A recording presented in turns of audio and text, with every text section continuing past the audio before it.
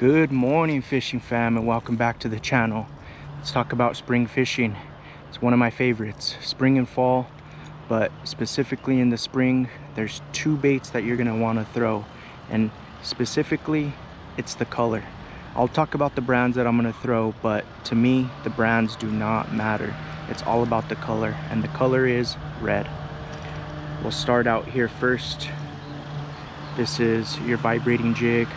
This brand here specifically is the Z-Man original chatterbait, and I have a red craw. This is the Rage Tail from Strike King. This bait is the ultimate spring fishing bait. This thing will get it done. No matter the pond, lake you're fishing, throw this. The second bait we're going to talk about is a shallow crankbait. This here is from 6th Sense. It's the Swank, and it's in candy apple red. For me, these two baits will catch you your PB this spring. Again, it's not the specific brands that matter, it's the color. For me, it's all about red.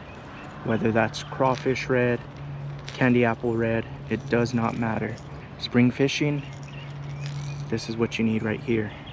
Let's get into today's video.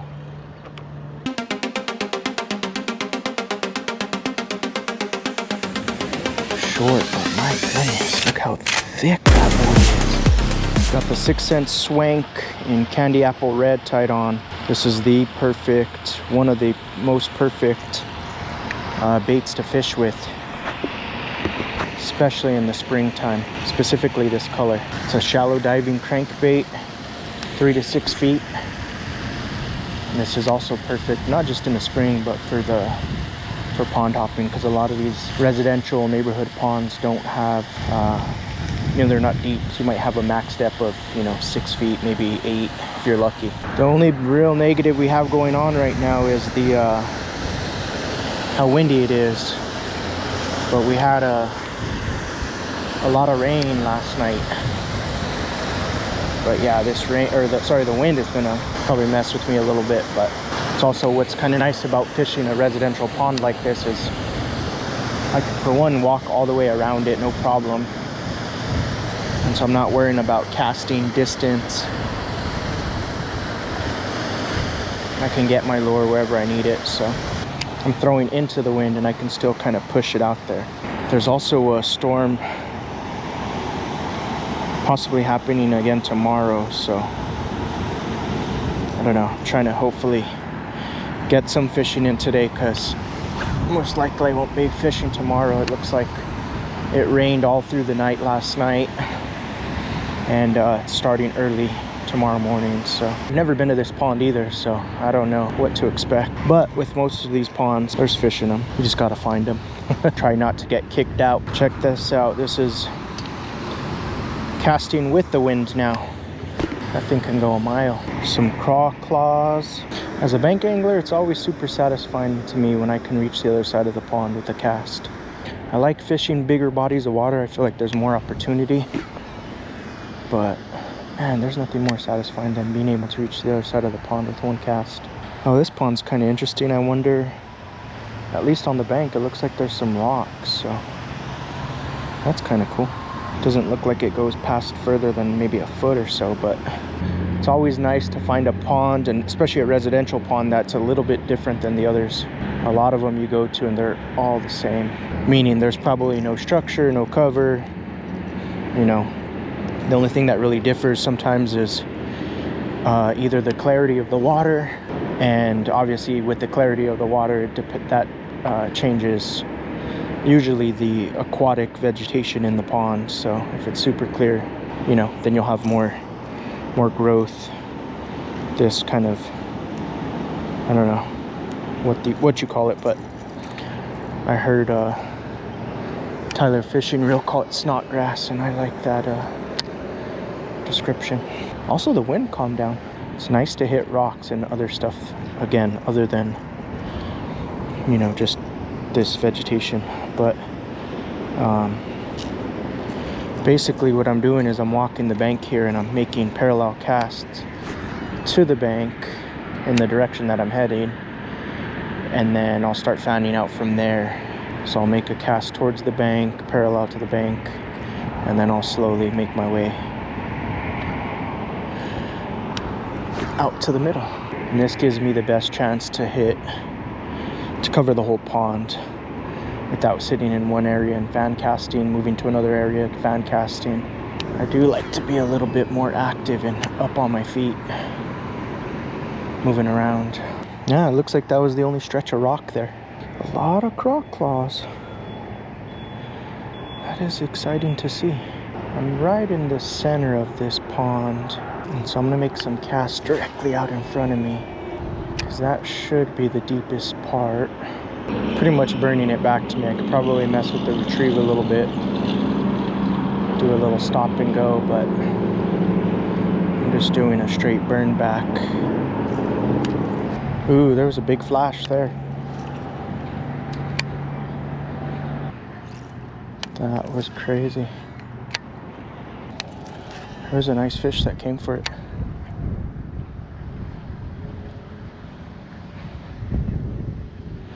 Or got spooked and ran off. I think my best chance is going to be on parallel to the bank. Although, yeah, the fish might be out a little bit deeper. Hopefully with a long cast, walking it along the bank, something can come up and eat it. So there is a grass line. So what I'm trying to do is go parallel to that grass line. It's not super obvious where it is, but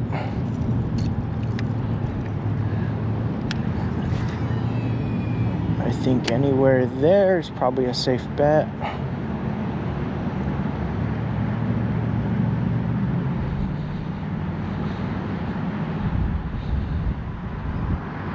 Got one? Maybe? No. Got a bag though. Or maybe that's some of the bottom. Tarp number 2.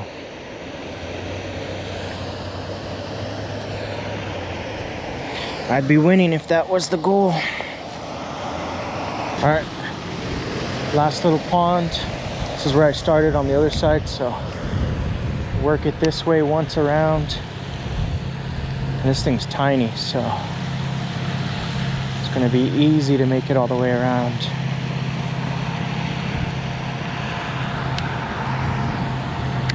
Worst part is getting misted. All right, last cast.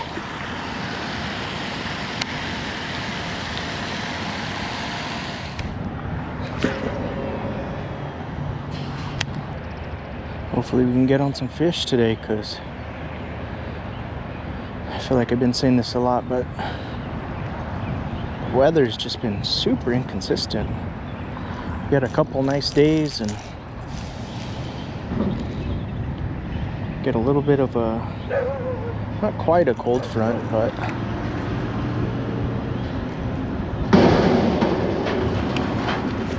storm. And sorry for the bad viewing here, but this place has this fence around the pond. Try not to lean too far over it, but get you guys the best view. Still working with the candy apple shallow crankbait.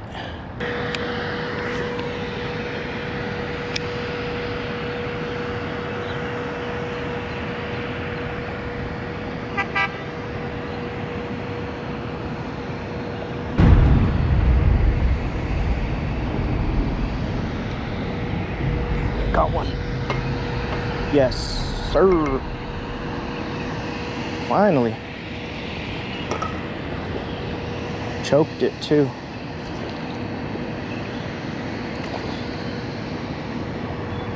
T-boned it. It's always the fun part.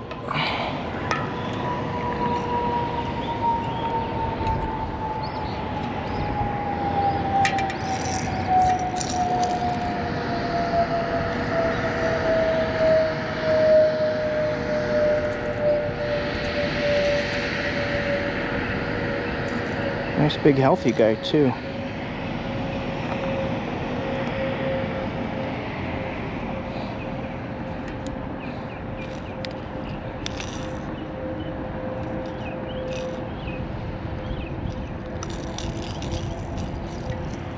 There we go.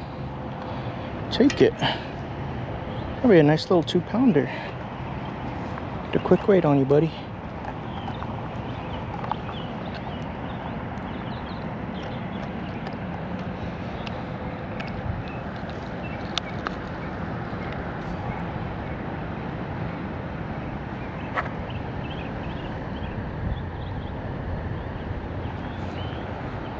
I don't think you're 12 ounces.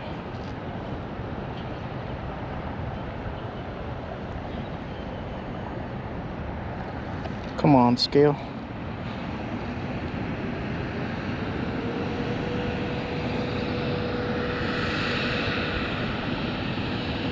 $115.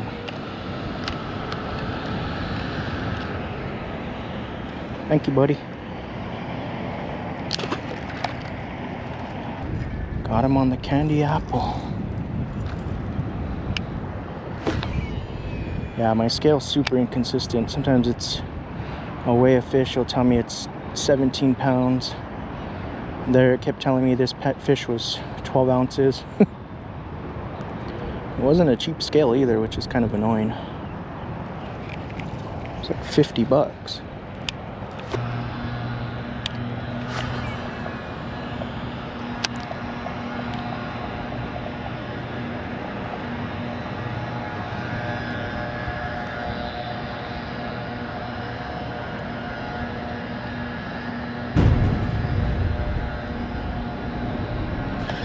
Oh yeah, baby. Number 2.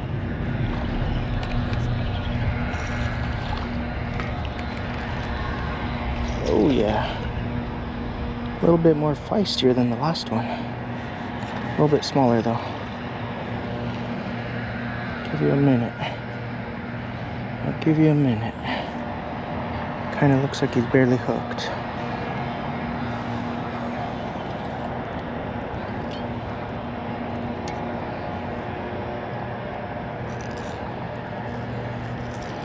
Got you on the outside. Another solid fish there though.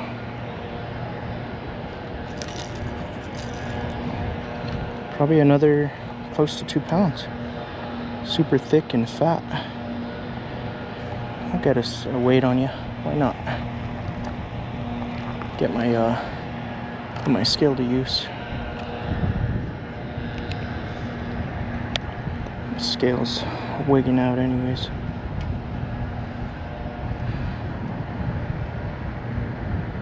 $1.08. 1 pound 8 ounces. Thank you, buddy.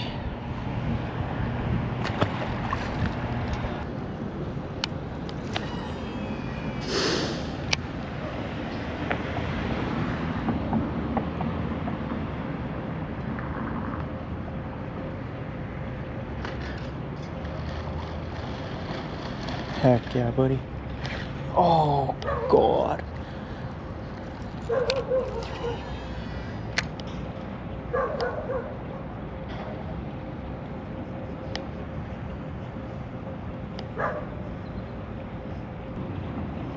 Did you see that? That probably showed up on camera.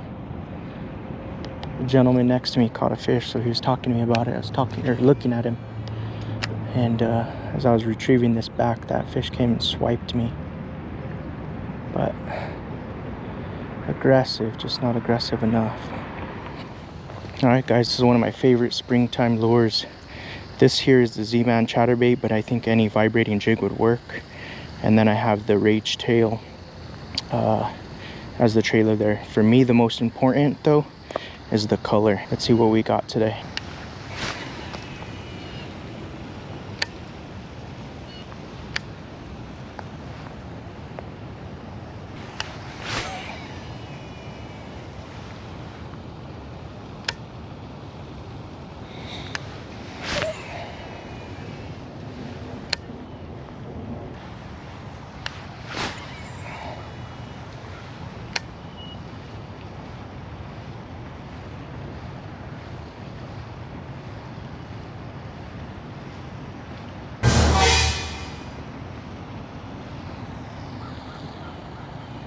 Got one.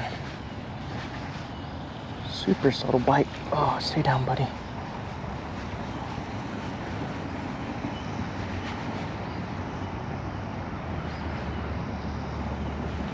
Oh, feisty. Oh, no, you spit it.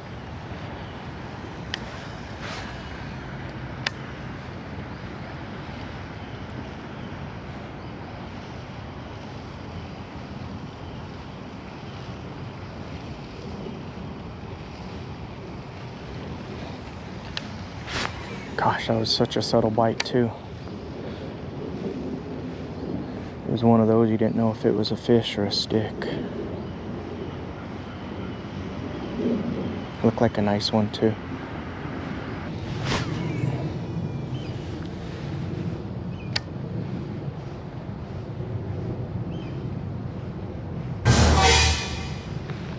Another one. Okay, come on. No. Oh, my drag's super loose. What the heck?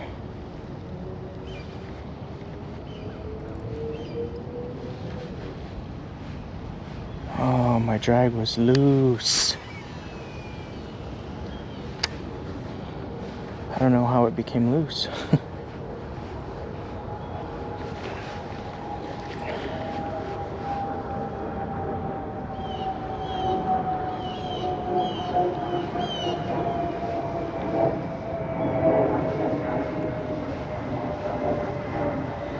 Alright, now I know I lost that fish. 2 fish now. It's frustrating. But that's a good sign. I never check my drag because I just set it and forget it. Especially on my bait casters, I never mess with my drag settings. So I don't know how it was so loose. I just used it yesterday.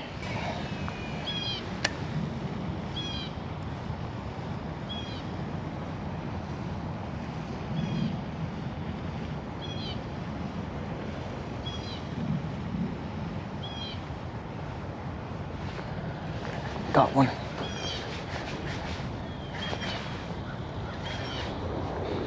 Stay pinned, buddy. Don't spit it.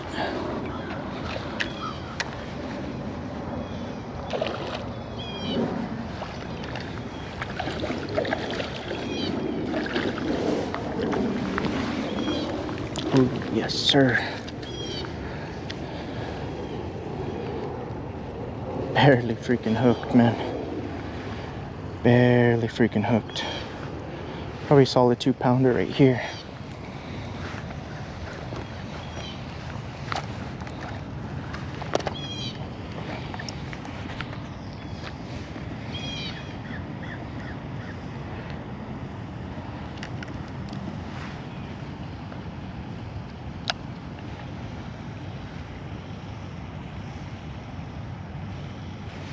Nope, 1.5. Let me give you one more chance here.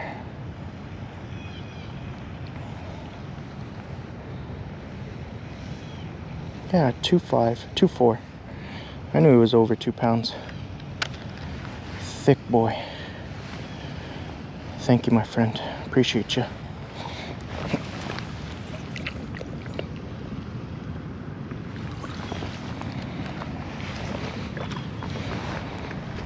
Yes. Well, first fish on the chatterbait with the rage tail.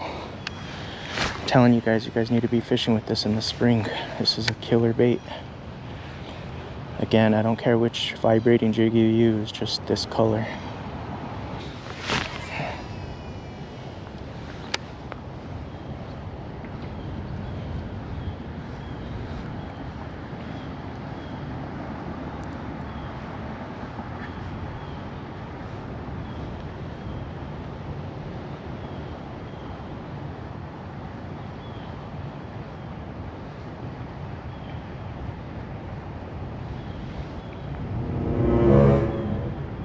Got another one. He came for it right at the bank.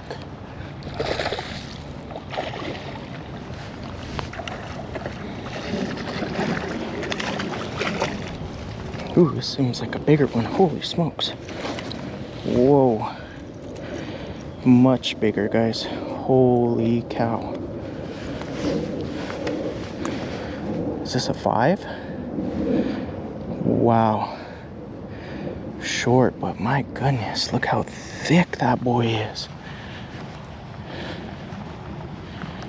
I'll bring you over here just because I don't want to throw you in the water.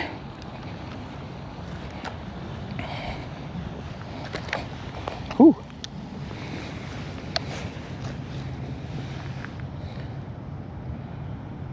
$3.9, $3.12, $3.11. Holy smokes, nice. Oh, thank you, buddy. That is a monster fish, guys. Super thick build.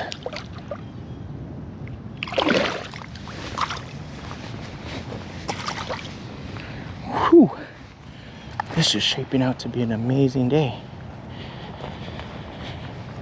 He followed it in, got it right here at the bank. Just gonna check my line here real quick.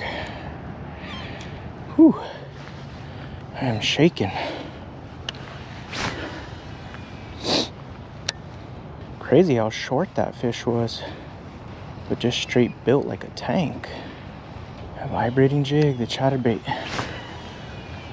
It's amazing. It's one of my favorites, especially in the spring, but all year round.